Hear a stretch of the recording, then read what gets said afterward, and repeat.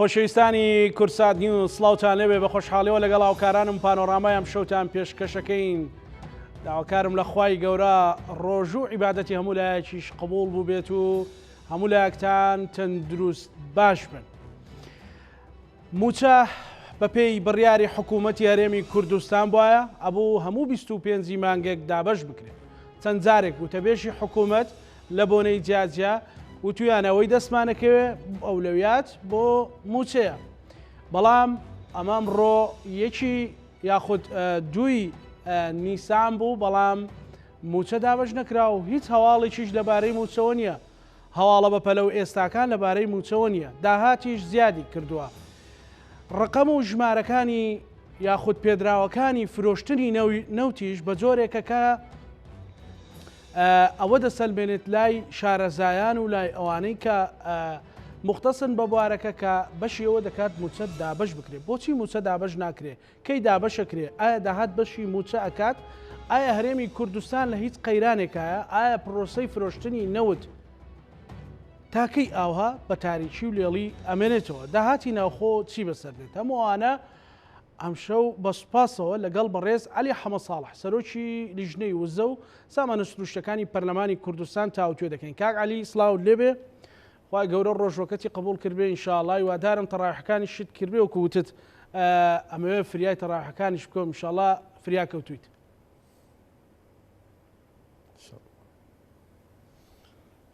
سپاس کاکزانە، سپاس جەنابتان. کاک عەلی، بۆچی 25 مانگ تێپەڕی کرد و موچەش دابەش نەکرا؟ بەڵێ، بەناوی خوای گەورە و میهرەبان سپاس بۆ جەنابتان بە خێراتنی مانگی پیرۆزی ڕەمەزانەکەین. طبعاً لە 2014ەوە بۆ ئێستا تا ئەم ساتەی گفتوگۆکەین دۆخی دارایی هیچ کاتێک هێندە باش نەبووە و حەوت ڕۆژە موچەی مانگی سێ ئامادەیە، بەڵام دابش ناکرێت. ئێستا وردەکارەکەی باسەکەم کە چۆنە. بەڵام سەرباری ئەوەش بەشێک لە موچە خۆران و خانە نشینان هێشتا موچەی مانگی دویان وەرنەگرتووە. طبعاً بۆ موچە 600 ملیۆن دۆلار پێویستە. بەڵێ، 600 ملیۆن دۆلار پێویستە بۆ موچە. مانگی پێشوو کە بسوەشت مانگی پێشوو، یعنی مانگی دوو بڵێن پێشوو مانگی دوو بسوەشت ڕۆژ بوو تێکرای نرخی نەوتی برێند وەک پێوە وەرەگیرێت هەریە بۆ فرۆشتنی نەوتی $10 کەمتر لە برێنتەی فرۆشێ. بەڵێ، برێند 97 دۆلار بوو، ئەو جا 488 ملیۆن دۆلار درا بە وەزارەتی دارایی بۆ ئەوەی موچەی پێدا بەشکە. ینی باسی دۆخی چاکسازی و شت ناکەین، بەراوردەکەمان بە مانگی دووە، بە هیچی تر نییە. بەڵێ، لە مانگی سێدا تێکرای نرخی برێند 113 دۆلار و .87 بووە، واتە نەوت گران بووە جگە لە ڕۆژەکانی مانگیش پێش بووتەوە. زۆر بەلای کەمەوە داهاتی نەوتی مانگی سێ 550 ملیۆن دۆلار بووە. کۆی موچە چەندیەوێ؟ 600 ملیۆن دۆلار. 200 میلیارد بەڵێ 200 میلیارد دینار لە بەغداوە هاتووە، هێشتا بەکار نهێنراوە و دەستیشی لێ نەدراوە. تەنانەت حسەی سلێمانیش نێدراوە کە 243 بە 57ەکەیە، حسەی سلێمانیش نێدراوە، بەڵام هێشتا خەرج نەکراوە. بەم پێیە تەنیا داهاتی نەوت بەراورد بە مانگی دوو، نەک بە چاکسازی و ئەسڵ و ئەوانەنە، بە مانگی دوو داهاتی نەوت بەراورد بە مانگی دوو لەگەڵ پارەکەی بەغدا 127 میلیارد دیناری زیاترە لە موچە. ئەمە جگە لە داهاتی ناخۆ کە 350 میلیارە، واتە تێکرای داهات 447 میلیارد دیناری زیاترە لە موچە، بەڵام نایدەن. بۆ نایدەن؟ هۆکارەکەی بۆ چییە؟ نێتەکە ئەوەیە خاوی کەرەوە، خاو بیدە خاوی کەرەوە بۆ ئەوەی پێش جەژن موچەیەکی تر نەدرێ. هیچ حکومڕانیە نییە ئاوا لەگەڵ میلەتی خۆیان چاوشارکێ بکە، هیچ حکومڕانیە لە دنیا. ئەمە شتێکی خراپە. ئەگەر نا هیچ بیانوێک نییە بۆ هەبوونی داد، بەڵگەکان ئەوەندە ڕوونن. ئەوە بەیانی فەرمی وەزارەتی دارایی ئەڵێ من مانگی دوو داهاتی نەوت کە دایانە پێم 488 ملیۆن دۆلار بووە. نەوت ئەو کاتە 97 بوو، مانگی دوو بە تێکرا، مانگی سێ بە تێکرا 113 بوو. کەواتە داهاتەکە زیای کردوانە بێگومان. 200 ملیاری بەغاش هاتووە تا ئێستا دەستکاری نەکراوە چکە لە داهاتی ناوخۆش یعنی داهاتی ناوخۆ هەر لێگەڕێ 127 ملیار دیناری زیاترە لە پارەی موچە و هی ئامادەنین هیچ ڕوونکردنەوەیکیش بۆ ئەمە بدەن. باشە بڕیارێک گومانێک هەبوو کاک عەلی کە لە ماوەی ڕابردوودا بە تایبەتی لە مانجی ڕابردوودا بەشێک لە وەزارەتەکان 45 ڕۆژەوە بەشێکیان 45ی تێپەڕاندا بەشکرا گومانێک هەیە کە بەشێکی هەروەری نەگرتووە گومانێک هەیە کە بڕیارێکی نهێنی درابێت کە 45 ڕۆژ جارێک موچەوە دابش بکرێت پێت وایە ئەمە ڕاست بێت 45 ڕۆژێک ناکە 5 ڕۆژ ناکە چکە ئێستا ئەگەر دابش کرێ ئەگەر بەیانی دابش کرێ ئەخیری سەرەتای مانگی چوارە موچەی مانگی سێ دابەشەکرێ مانکانی پێشوشتێ ڕێکە بێتەوە ڕێکە بێتەوە ئەگەر 45 ڕۆژ جارێک بێ کەواتە بێ لە 9 مانگا 6 موچە بدرێت وانە پیا لەکوێ گەندەڵی و ناعەدالەتی و خەدرەکە بووەکو خۆی باسیکە بەڵام شتێکی شوانە بوو بینیکەن یعنی ئەوە نییە بڵێ لە ساڵێکە هەشت موچە درابێت شتیوانی ینی یا هەشت موچە بدرێت بەڵام فکرەکە ئەوەیە کە پارەکە هەیە حازرە داهات هەیە مانگیش تەواو بووە بۆ موچەکە نادەنیان هیچتان دەستکەوتوە ئێوە دووشت یەکیان ئەوەی کەوتم ئەنەوێ ها درێژی کەنەوە و کەمێ تەخیریکەین و سوکە ئستا بکەن و تا ئەڕوا و دوای موچەیەکی تر نەدەن پێشێشن یەکێکی تریان هەرچەنە ئەمەی دووەمی شەر بیانووە گوایە بەشێ لە فەرمانبەران و خانەنشینان لە سلێمانی دوویان وەرنەگرتووە ئێستا چۆن سێدا بەش بکرێن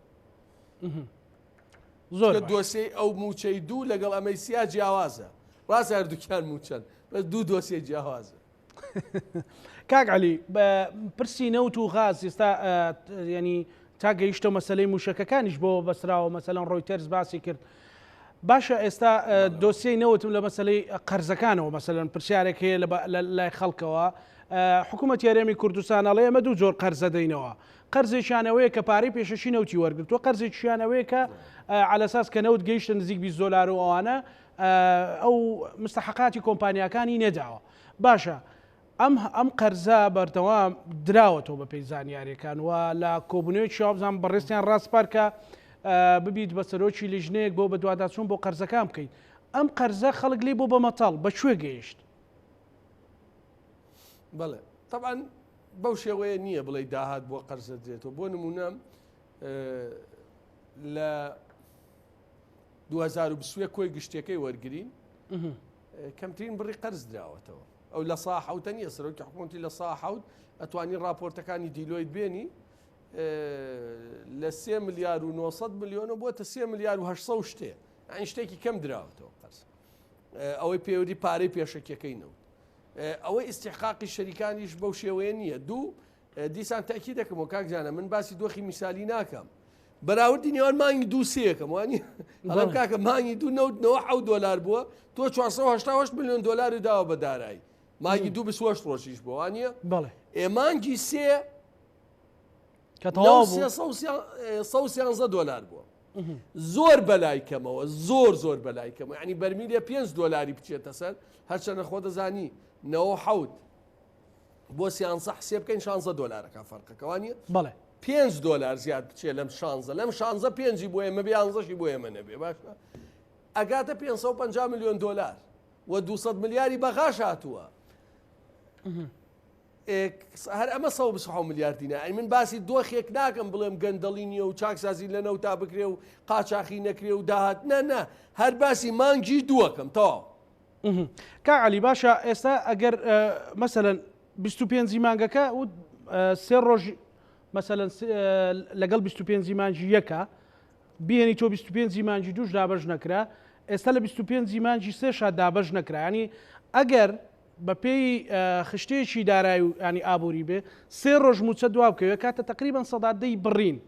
پێتوانی ئەمە لێبڕینێکی شاراوە بێ بە دڵنیاییەوە چۆن ینی ئێمە چۆن قسەکەین لێبڕینیانە کە ساڵی دارایی تەواو بوو لە ئەخیری ساڵە ئەگەر 11 مانگ موچە درابێ واتە مانگێکیان بڕیوە 12 درابێ هیچیان نەبڕیوە بێ وا حسێ بکرێ دوو ڕۆژ بێتە پێش دوو ڕۆژ لەولا بێتە پێش مەسەن مانگی وای هەبووە هەشتی مانگ دراوە ئەگەر سە بەیانی دوو بدرێ ئەمە زۆر باشە 6 ڕۆژ چۆتە پێشەوە بەڵام پێشووتر هەندێک بیانوە بوو کە موچە دواخرێ کاکزانە ینی نەوت کەرزانتر بوو ئێستا هەیە پارەکە هەیە پارەکە لە بنقە دانراوە دا ینی دڵنیا بە 100 لە 100 پارەکە هەیە تان 200 میلیارد ینی چۆن ئەمە کورساتەوە ئاوا دڵنیان پارەکە هەیە ینی بەڵێ باشە کاکدەن کاک علی ڕقمێکی تر مەسەلە لەبارەی ئەنی تۆ ئێستا قەناعەت تەوێ بە خەڵک بڵیت کە تەواو پارە هەیە و ئیتر ئەوە دابەشی ناکەن چ جای ئەوەی ئەمە فاکتە تەکید من لە فاکتی زەناتەوە دەست نە بڕۆ سەر کاکزانە بڕۆ سەر سایتی وەزارەتی دارایی ڕوونکردنەوەیکی داوە بزانە ناڵێت لە مانگی دوا داهاتینەوە 480 میلیۆن دلار بووە کە نەوتنەوە 7 دلار بووە ئێستا 111 کاکە هەر بانەوت گران بوو بێ داهاتەکە باوەکو مانگی دوو بێ باشە واز لەوە بێرە سی ڕۆژە بە هەر بسوەشتیش بێ بە 480 و بە 200 میلیارەکەی بەخا 100 لە 100 بووچە دابەشەکرێ جگە لە داهاتی ناوخۆشە ئەمە نقطە کۆتایی باشە کاعلی لەبارەی زۆر ڕوونە زۆر ینی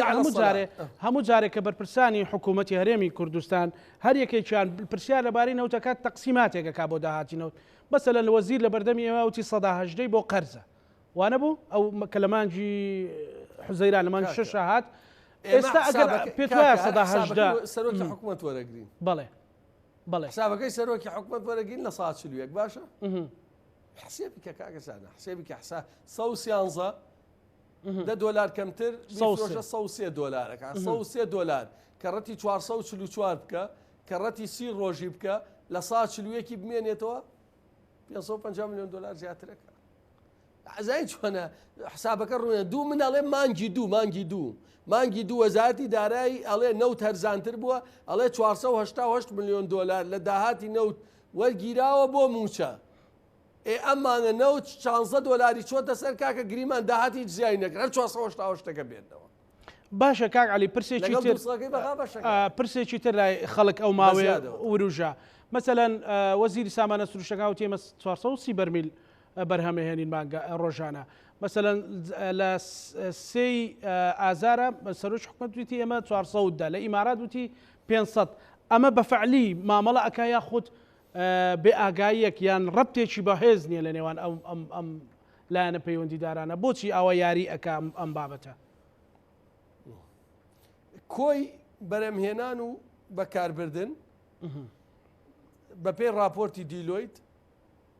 3 مانگ جارێک کۆکەیتەوە نزیکەی 14 میلیۆنەکە واتە نزیکەی ماگانە نزیکەی 13 میلیۆن و 400 13 میلیۆن و 600 شەڕ 13 میلیۆن و 600 چکەن دێمە هەندێک جار زیاد دەکات جگەلەوەی 30000 بەرمیل لە ناوخوا ئەوشە بێتەوە پارە و ئەوەی کە مانگی دوو بە کەشتی بار کرا فعلیەکە و ئێمە دیکۆمنت و کۆمپانیا و کەشتی و ڕقەمی کەشتیشمان لابوو بڵاومان کردەوە ئەوەی بار کرا بە کەشتی لە بەندەری جەیهان 444,000 بەرمیلی ڕۆژانە بوو جگەل لە ناوخۆ و جگەل لە لەوانێت بەڵێ 444,000 بەڵام بۆ وتیان 500 مەسەلەن سەرۆکی بۆ سەرۆکی حکوومەت وتی 500,000 کاک علی سێکە ئەوتی ئەراوند یعنی دەوروبەری 500,000 پێتەڵێم نزیکەی 23,000 نزیکەی 23,000ش لە ناخوا پاڵێورێ ڕەنگە وردە تەنکەر و ئەنی ئەگاتە نزیکە و دەوروبەرینیکەی باش بەراوردێک مەسەلەن سۆمۆ ئەرقامەکانی خۆی ڕاگەیان لەبارەی فرۆشی نەوتی خۆیان و دیلۆیتیش مەسەلەن یان حکوومەت هەرێمیش باسی کرد چی تێبینی کرد کاک علی مەسەلەن لە فرۆشتنی نەوت لە عێراقا لە فرۆشتنی نەوت لە هەرێمێکی سەر بە عێراقا عێراق بەراورد ناکەین با بەراوردەکەمان ورتر بێ باشە نەوتی کەرکووک نەوتی کەرکووک بە هەمان بۆری ئێمە ڕوات 100,000 بەرمیلی ڕۆژانەیە ئەچێتە بۆریەکەی ئێمە لە بەندەری جیانجیاکرێتەوە ئەفرۆشێتەوە کرێتە خەزانی خوان و ئەیفرۆشتەوە بە هەمان بۆڕی و بە هەمان تەکنیک ئەوان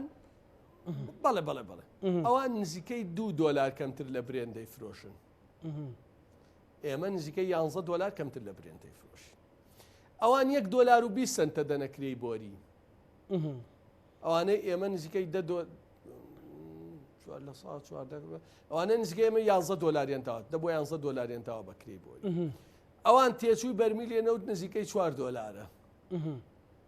هۆی ئێمەیترە بینی چەند باسیەتی داهاتی نەوتە بە لە کاتێکە نەوتەکەی ئەوان و نەوتەکەی خورمەڵە لە ڕووی آیP و کوالێتی و تێچوانەوە زۆر لێ کۆنیسک بەڵێ ئەوەی ئاگدار بی کاک عەلی مەسەلەن لە دوانە جیاجیانە ئێستا هیچ ینی لەو کۆمپانیایەوە بەرهێنانانی نەوتە ئینتاجینەوە زیاد دەکرێت ڕۆژانە مەسەلەن بۆی ئەو ڕقەمانە مەسەلەن لە 410 ساڵی ئەراوند 500 بەرمیل لەوت ینی ئەبێ ئیشکردنێک هەبێت ئەمە هەیە ئێستا بەردەوام وڵات ئەتوانی بڵێ ئەزانین چۆنە کاکیسە تۆ پشتی دقیقەوەی مستەمسەکە لە بەردەسەهار ئەوەی دیلۆیتە ینیوانی خۆنە تۆ ناتوانانی بە چیتر ببەسی ڕاستی ئێمە لە دوانەکانی خۆیان مەسەلەن لە دوانەکانیان ئێستا لێ دوانەکانی خۆیان ئەکاتە دەوروبەری پێ سازە بەڵام ئیدارەدانەکەی خراپە هەم نەوت هەم داهاتی ناوخۆ هەم سیستەمی هەمووی ئیدارەدانەکە زۆر خراپە نووسراوێک بڵاو بووە لە حکوومەتی عراقیەوە کە کۆمپانیایەکی تایبەت دروست دەکرێ بە ناوی ئەوەی کە ئیدارەی نەوتی هەرێمی کوردستانەوە داوایان لە هەرێمی کوردستانیش کردووە یعنی ئەمە زۆر بەکەمی زەق کرایەوە یان باس کرا پێت وایە تەنها لوعبەیەکە یاخود تەواو عراق لە بەرمەبنای بڕیارەکەی دادگای فدرالیەوە جێبەجێیەکە هەر کاتێم ئەمان لێ دوانێ بدەن عێراق قەرارێکەکە بە دوایە سەرۆکی هەرێم سەردانی تورکیا کرد ئەردۆغان وتی غاز ڕاکێشین بۆ هەموو ماڵێک ئەوەی محکەمەی فیدرالی ها سەرۆکی حکوومەت لە ئیمارات وتی غازی هەرێمی کوردستان ڕەوانەیەکەین بۆ عێراق و تورکیا و ئەوروپا وەکۆی ئێمە بەشێ نەبین لە عێراق هەرێم عێراق وڵاتێک تر بێ وەکو تورکیا ئەشەم قەرارەی هات بە دوایە جا خوا ڕەحم بکات چیتری بە دوایە تەبعاً ئەم قەرارە لە ڕووی جێبەجێکردنەوە ئەوەی منەزانم ئەمان ڕازی نین بەم قەرارە و ئەگەر ڕازیش نەبن لە ڕووی جێبەجێکردنەوە ئەستەمە بێ قورسە بێ چونکە چۆن تێن چۆن تەعامل لەگەڵ حەقلی نەوتەکان ناکەن چۆن تەعامل لەگەڵ یەکاکەن بە درێژخایەن بە تەدریجی ئایا عێراق چەند جددیە لێکەوتەی تریە بێت ئەگەر نا ئەوەی منەزانم ئەمان ئامادە نین بێ ئۆفیسێکیان بۆ بکەنەوە هەموو عەقدەکانیان بدەن و هەموو حقوول و نەوت و بۆری و پارەی نەوت و مامەڵەکانیان بدەن باش کەواتە پێت وایە ئایندەی نەوت پێش بچینە سەر پرسیاری غاز منەمەوێت بەوردی پرسیار بکەم لەو بارەوە لە بەڕێستان ینی پرسی نەوت هەر ئاها بە هەڵواسراوی لە نێوان هەرێم و بەغامێنێتەوە یاخود عراق بڕیاریش عەسمەدا یان بڕیاری نهائیەتدا بەرامبەر نەوتی هەرێم ئەمێنێتەوە کاکزانە دۆخی عێراق کێ حکومەکە کێ قەرارەدا کەی چۆن و جۆری حکومەکە مەسەن تا مستەفا کاڵزمی سەرۆک وەزیران بێ نایڵێ بەریەکەوتنی گەورە لە نێوان هەرێم و بەغدا دروست بێ هەمیشە بە دوای حەل و دەرەشەی حەلاگەڕێ بە هەموو پێوەرەکان تشکیلی حکومەتی عێراق دواکەوێ ئایا حکومەتی کاربەڕێکەر ئەمانە هەمووی دەورە بینێ بەڵام لە نەتیجەیەکی دوورخایەنە ئەم فۆرمەی لە بەڕێوەبردننی نەوت لە هەرێمی کوردستان هەیە عێراق پێی ڕازی نییە جا لێکەوتەکانی چییە بێ ئەوە بابەتێکی ترە بەڵێ کاک عەلی مەسەلەن لە ماوەی ڕابردوودا کۆمەڵێک موشەگە ئاراستی هەولێر کرا و دوجار مەسەلەن لە ئەخیر راپۆرتە کە دوای کۆتایی هاتنی هەموو قسە و باس و لیژنەکان ڕۆیتەرز وتی لە زاری کۆمەڵێک سەرچاوی ئەکید ڕۆیتەرز زانی خۆی چۆن کاری لەسەر ئەم ئیشە کردووە ئەڵێ پەیوەندی بە غازی هەرێمەوەیە و سەرۆکی حکوومەتیش لە ئیمارات بەشداری لەو پانێڵە کرد بە وردی باسی لەوە کرد کە پێش ئێستا جەنابەت باست لێوە کرد غازی هەرێمی کوردستان بە کام ڕێگایدا ئەبێ بە نیعمەت بۆ هەرێمی کوردستان و بە چ ڕێگایەکیش بە هەوڵێکیش ئەبێ بە مای نەهامەتی بۆ خەڵکی کوردستان ڕەوانەکردنی غازی هەرێمی کوردستان بۆ تورکیا مەحاڵە ئێران ڕازی نییە ڕووسیا ڕازی نییە ئەمە معادلەیەکی گەورەی عالەمیە و هەرێمی کوردستان توانای ئەوەی نییە ببێ بە بەشێ لە معادلە ڕاستە تورکیا پێویستی بە غازی هەرێمی کوردستانەوە شوێنی توش ئەمە جگەلەوەی لە ئێسادا لەم ساتی کە من و تۆ قسەیەکەین نیوەی وێزگەکانی بەرهێنانی کارەباییش ناکات لە بەرەوەی غاز نییە غازی هەرێمی کوردستان ئێستا پێویستی ناخۆش دابین ناکات بۆ کارەبا 700 ملیۆن پێ سێجا پێویستە ئێستا ئینتاج 440 ملیۆن پێ سێجایە ئەوەکەی تری کە غازی ماڵانوانێ 1100 تەنە لە سا هەفتای بۆ کارگەکانی غازە لە ساسیشی بە توجاری بە گران بە ملیۆن و بەوانە فرۆشێتەوە کە شتێکی خراپە. بۆیە لە ئێساتانیتە ڕەنگە 5 ساڵی تر ئەگەر بە جدی کار بکرێت لە حەقلی قادرکەرەمەوە ئەمە تا ڕادێک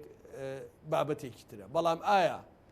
لە قادرکەرەمە و لە زۆنی یەکێتی و لە حزوری بەهێزی ئێران و لەو معادلە دەولیە و نزیک لە سنووری عێراق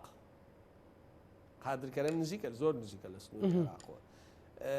کە عێراق پێویستێکی زۆری بەخازە عێراق پێویستێکی بە زۆری بەخۆزە ئەتوانی غازە ناردە بکەیت من پێم وایە مەحاڵە ئەیکەواتە چی بکرێ ئەم غازە ئینتاجی زیادە بێ خۆی کێشەکە ئەوەیە کاک زانایە ئێمە هەرچی ینی ئەمانەی ئێمە هەر پەلایانە شت بنێرنە دەرەوە دراسی جدوا و اقتصاد ناکەن وەکو نەوتەکەی کە زۆر جار باسم کردووە من ینی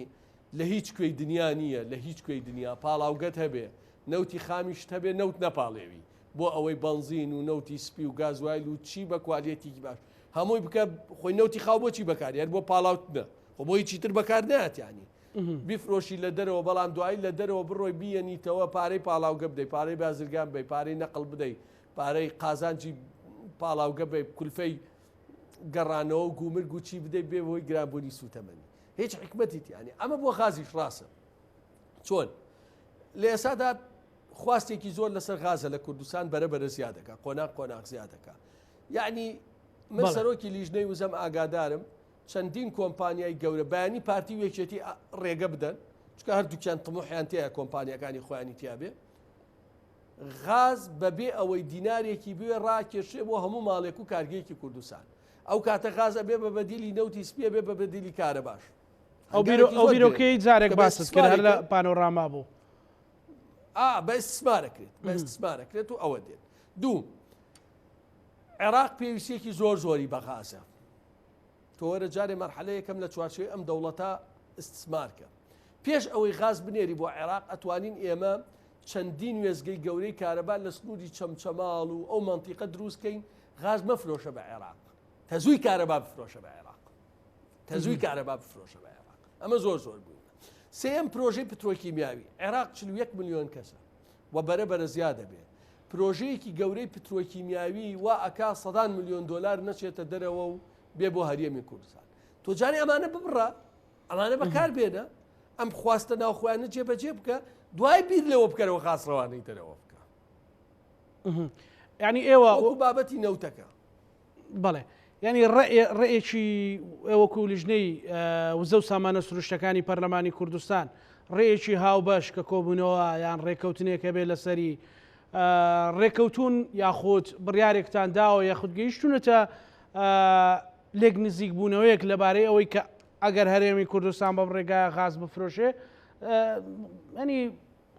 غەدر لە خۆیەکە و غەدر لە میلەتەکەیەکە و پێویستە بەم ڕێگایە و بیفرۆشێ 1 2 3 4 مەسەلەن ئەوانە کراوە کاگعلی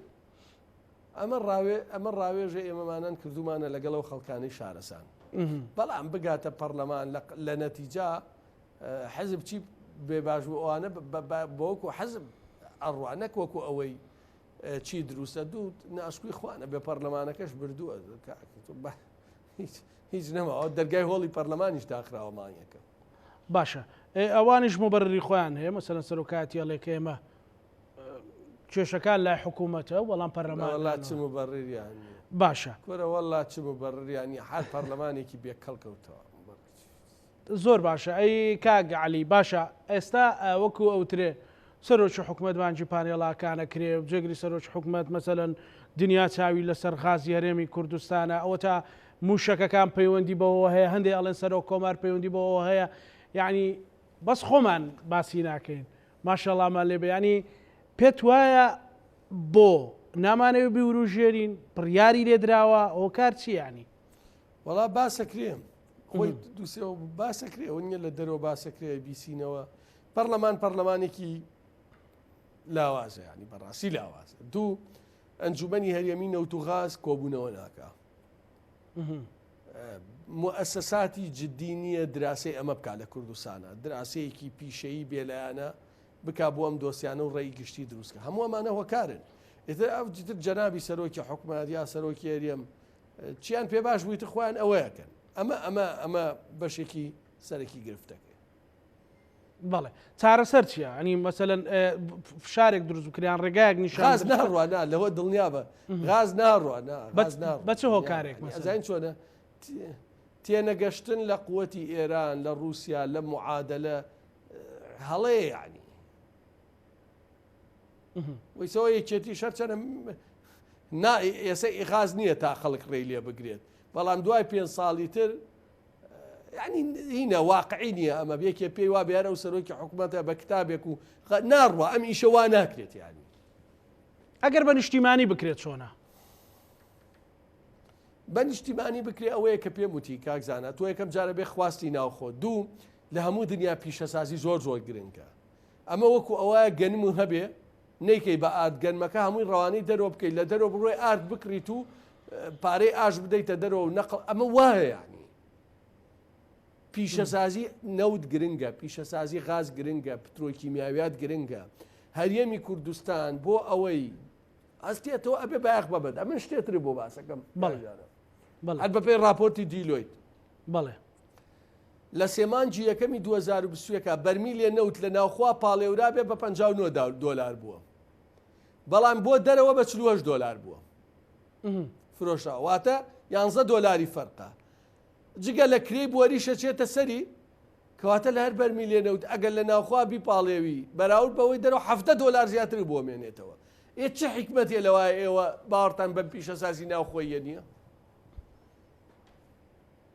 باشە کاک عەلی ینی ئێستا ئەوەی کە بڕیار بێ مەسەلەن زۆر جار لە دنیای ئەوەی ئەی بینین وەکو ڕۆژنامەنووس مەسەلەن ناوەندەکانی لێ کۆڵینەوە مەسەلەن توێژینەوە ئەجەن بە حکوومەت بڵاو یەکەنەوە لانی کەم بۆ دروستکردنی ڕایگشتی مەسەلەن پەرلەماناتی دنیا ئێوە کە لە لیژنەی سامانە سروشتەکانن خۆت وەکو سەرۆکی لیژنەکە ینی بڵێم نائومێد بووی هەست بە لاوازی تەواو یەکەی یا خود مەسەلەن دەست لێی شوشتۆ چۆنیە مەسەلەن ڕازگۆ بین ئەم پەرلەمانە مردووە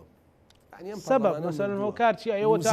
ئێستاوە تا خەریکە دیسان گەڕێکی تری ململانێ سەرۆکایەتی زۆرینە سەرۆکایەتی کاکە ئەوە وای لیا تۆی نەک سەرۆک وەزیران و جێگرەکەی وەزیرەکانیشتیان بۆ دانیشتنی پەرلەمان نەک بۆ پرساندن بۆ ئەوەی گفتوگۆ لەبارەی بابەتێکەوە بکەین ئیتر مردن چییە؟ بانقە سوای لێکراوە هۆکار وەزیر بڵێ نایم بۆ نەک بۆ پرساندن هەر بڵێ بۆرە قسە بکەین گفتوگوان تۆ جاروای وەزیرە بانکەی بۆ بەرنامەکە گفتوگۆکەی وانە؟ بەڵێ بەڵێ کورێڵێن وەرە با گفتوگۆ بکەین گفتوگۆ لە پەرلەمان نایە لاوازی پەرلەمان نایە ئەی باشە ئێستا خەریکە گەڕێکی تری ململانەکان لەسەر مەسەلەی یاسای هەڵبژاردن و چۆنیەتی هەڵبژاردن و ئەمە پەیوەندی بەوەیە کە ئەیانەوێت بۆ جاری داهاتوو پەرلەمانێکی ئەکتیڤ هەبێ یاخود ململانی حزبەکانە ململانەی حزبەکانە خۆڕەوای سێ پرۆژە یاسات پێشکەش کراوە تا ئێستا بەشێکی پەیوەندی بە هەمواری یاسای هەڵبژاردنەوە هەیە بەشێکی پەیوەستی بە نظامی انتخابیەوە هەیە لە کوردستانەوە کۆمیسیۆنی انتخابات ئەمانە هەمووی ئێستا بابەتی گفتوگۆن بۆ ئەو پرۆژە یاسانەی پێشکەش کراوە مەفروزە سەرۆکاتی پەرلەمان خوێندنەوەی یەکەمی بۆ بکە بۆ مفاوەزات و دانووسان ئەمێنێتەوە خوێندنەوەی یەکەم بەڵام تۆ نەکەوەی دەرگای پەرلەمان داخی کاکەمە زۆر بەقووەتە دەرگای پەرلەمان داخەن بۆی پەرلەمان گفتوگۆ لەسەر هیچ نەکە یعنی تەواو مرد کەچیانوێ درێژیشی کەنەوە باشە مردووە تەواو هەر خۆیان مراندویانە دەرگاکان داخستووە کەچیانوێ درێژیشی بۆ ئەوەی سەرۆکاتی پەرلەمان مەسەلەن نیگەران نەبن پەیوەندی بە شخصەوە یان پەیوەندی بە کۆی سیستەمی سیاسی هەرێمی کوردستانەوەیە کە خۆی گوێ لە هیچ ناگرێت سیکە بابەتەکان پەرلەمانیە دایان شتی تری گرنگێ هەر یاسای هەڵبژاردن نییە دێم حەز ناکەی سەرۆکاتی هەرێمیش بۆ جۆرە بەڵێ یەک کەس حکومەکە لە کوردستانە دێم خوێنەوەی یەکەمی بۆکەم لەسەر ئەم بابەتی نەوچوو موچەوشە کۆمەڵە گفتوگۆی ترەکەم کۆمەڵێ پرۆژە یاسای گرنگی ترێ دێم ئەتوانم چالاکیەک بدەمەوە پەرلەمان بەڵام ئەمە کەی حەل لە تۆ دەرگاکەی داخیت و لە ئاخیری مانگیدا بڵێ وڵا قەرارمان ئێستا دەرگا داخی تا مانگیدا بڵێ وڵا قەرارماندا ساڵێکتر درێژیکەین چیانی باش کە عەلیستا چێ ئەو کەسە مەسەلەن سەرپەرشتی یان قەرارەدا لە هەرێمی کوردستان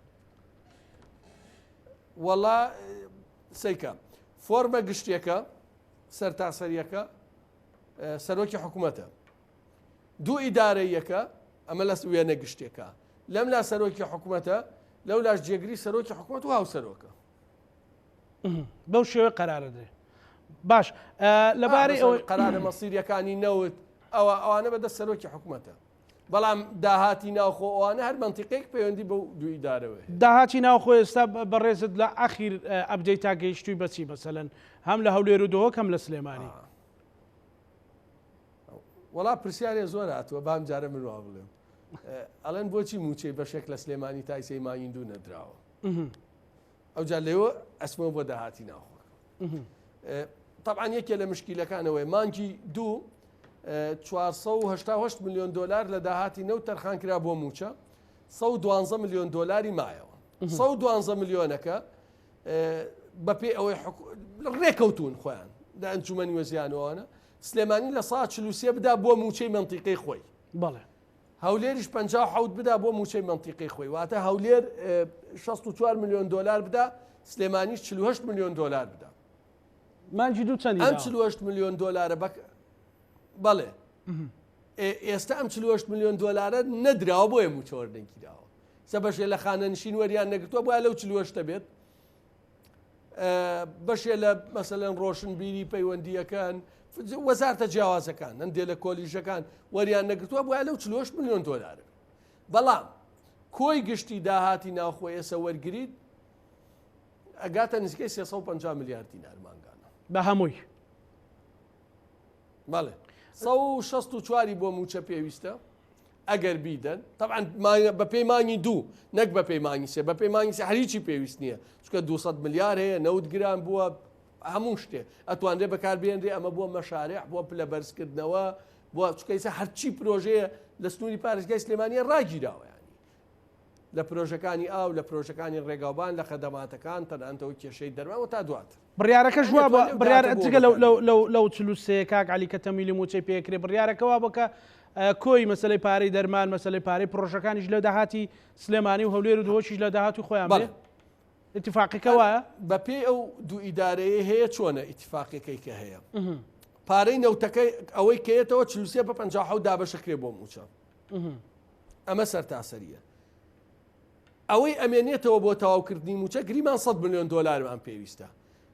هەولێرە بێت 57 لە 100 بدا سلێمانیە بێت 43 لە 100 دا ئەمە موچە تەواو بوو بۆ هەموو نەسریەی دەوائیرەکان بۆ هەموو خەرجی مەسەلەن دژە تیرۆرە زانیاریە پاراستنە هەفتایە هەشتایە و تا دواتر هەر منتیقەیە لە داهاتی خۆی باج و ڕسومات و گومرگی خۆی نەسریەی دائیرەکان هەر منتیقەیە لە داهاتی خۆی دەرمان هەر منتیقەیە لە داهاتی خۆی کۆکردنەوەی خۆڕ و خاشاکرد منتیقەیە لە داهاتی خۆی پرۆژە و خەدەمات هەر منتیقەیە لە داهاتی خۆی داهاتت هەیە پرۆژە و خەدەمات و دەرمان بۆ خۆتکە نیتە کەیف خۆت ئەنی ئاوا ڕێکەوتون ئەرە بەخۆ زۆر باشە چاوەڕێکرێت مەسەلەن بۆ موچەی مانجی سێش هەمان ئەو بابەتەی مانجی دووبارە بێتەوە یان تەواو پارەکە هەیە وڵای خراپە خۆی دووشت هەیە مەسەلەن من کاک علی ینی ئەوەی بەڕێزت باست کرد مەسەلەن یەکێتیەکانی یەکێتێکا من وەکو ڕۆژنامە نووسێگە پرسیارەکەم یەکێتیەکانیش پرسیارێکەکەن ئەڵێن دەستبادانێکی تایە مەسەلەن ئەیانەوێ بڵێن موچەنەدان هەمووی پەیوەندی بە سلێمانیەوە هەیە بەڕاستی هەمووی پەیوەندی بە سلێمانیەوە هەیە جەرگ و ڕواحی نەوتمان دەرهێنا دوو قسەی تریش بکەین برا باشە هەموو شتێکمان لەسەر نەوت ئەمەی لە داهاتی سلێمانیە کرێوە نابێوابێ من بە خۆشیانم وتووە یعنی ناکرێ بڵ ئاوای لێبێ خانە نشین موەزەف چیچی لە شوێنی تر مەعاش وەرگێت لە سلێمانی هێشتامانی دوی وەرنەگرتووە ئەگەر ناتوانانی ئەبێ لە ئەنجومەنی وەزیران و شەڕکەی بڵێ بێمنەت بن وەرن کاکە وردبینی لە چی داهاتی ناوخۆکەن لە مەرزەکەن بیکەن کاکە نییە ئەگەر قەرار ئێمە حکومەت بووین لە حکومەتێکا شەریک بین ئەگەر پارەمان هەیە و گەندەڵی تایە وەرن حەلیکەن ئەگەر نییە و واقعکە ئەوەیە ئەمە قبول کراو نییە موچەی خەڵکیە منتیقە نەدرێت ئەمە ڕێگە دروستەکەیە نەک ئەوەی کە سەرۆکی حکومەت هیچ حەقی نییە ئێسا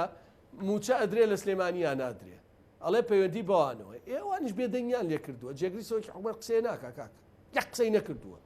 کەسیان چوار کەس مرد دێڕێکیان نەوت هەر پرسەند چیان لەسەر خانە نشینی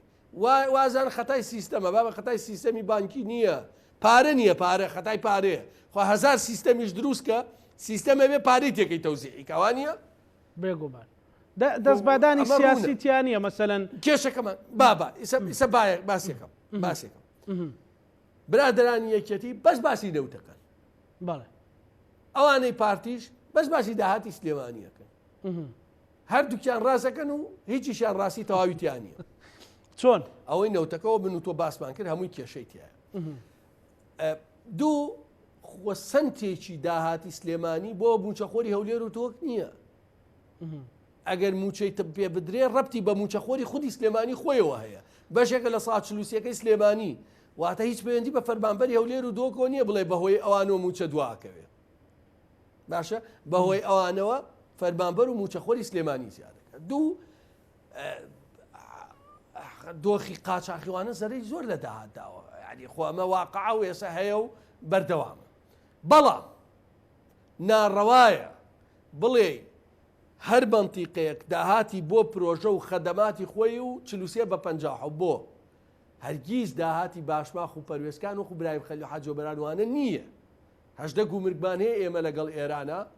عێراق کۆی عێراق بەڵام یەک گومرگ هەیە لەگەڵ تورکیا کە برایم خەلیلە کە کاڵای تورکیا ئەوروپا ئەوانش ئەمنی پێاتێ و ئاڵگۆڕی بازرگانیش لەوێ گەورەترە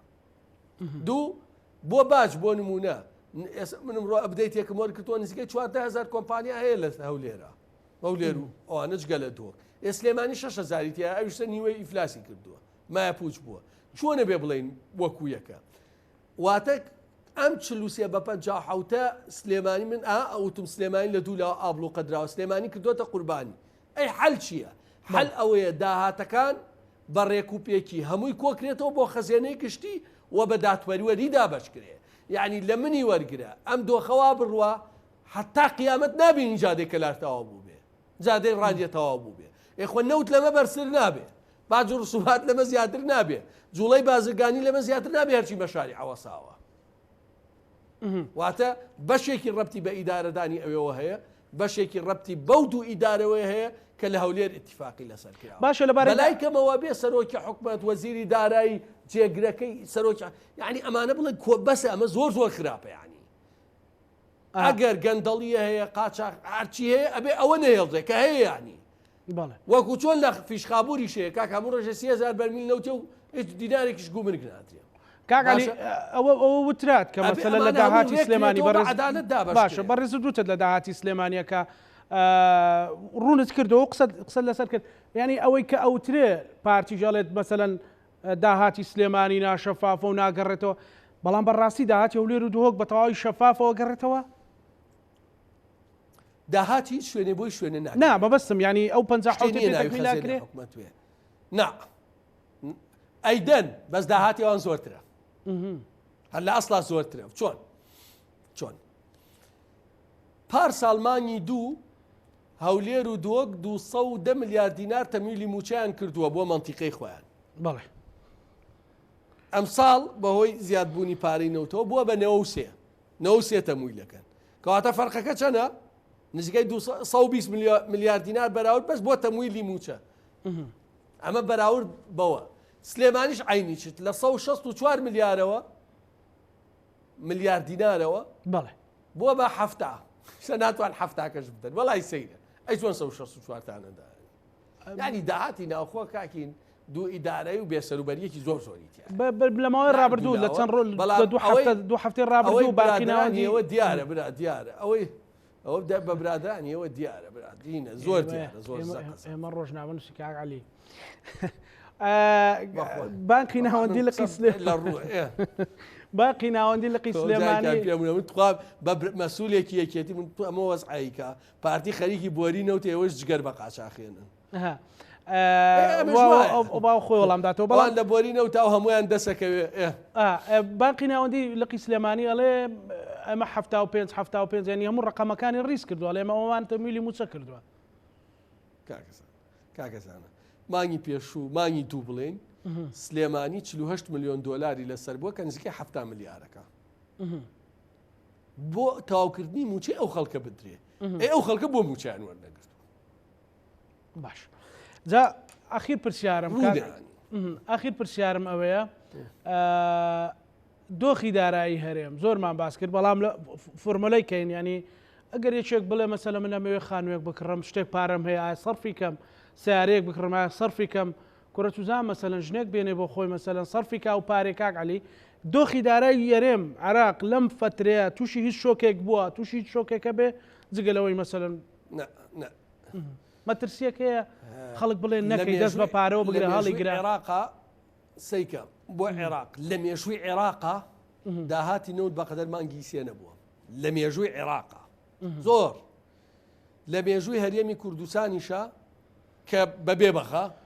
بەبێ بەغدا داهات هیچ کاتێک بەقەدەر مانگی سێ نەبووە ئەمە تەنیا ڕێخستن و ئیدارەدانێکی باشێوێ ئەگەر نا لە واقعا لەسەر ئەرزی واقعا دۆخی دارایی لە عێراق و کوردستانە بەهۆی گرانبوونی نەوتەوە لە گەشترین قۆناغیایە بەڵام ئیدارەیەکی دروستێوێ بەڵێ چکە من سەر لە شتێترە ترسم بە نەوت موچە تەواو بێ بە مەوج موچە تەواو ببێ بە نەوت ئەتوانرێ بە نەوت و بۆی عێراق 100% بەڵام ئیدارەی حکومەت و سەرۆکی حکومەت بڵێن هەمووی نادەین چکە ئەگەر بیدەین برادران سلێمانی هەموو داهاتی ناوخۆ بن لە کاتێکە ئەکرێ ئەمە ڕوون کرێتەوە داهاتەکە بە شەفافی ئەعلان کرێەوە بکرێ بە بەشارع بۆ سلێمانی هەمووی و من لێرەوە دیسانەوە جایەکتر داواکەم ئەرکی جێگری سەرۆکی حکومەتە بانکی سلێمانی هەموو سەریمانێک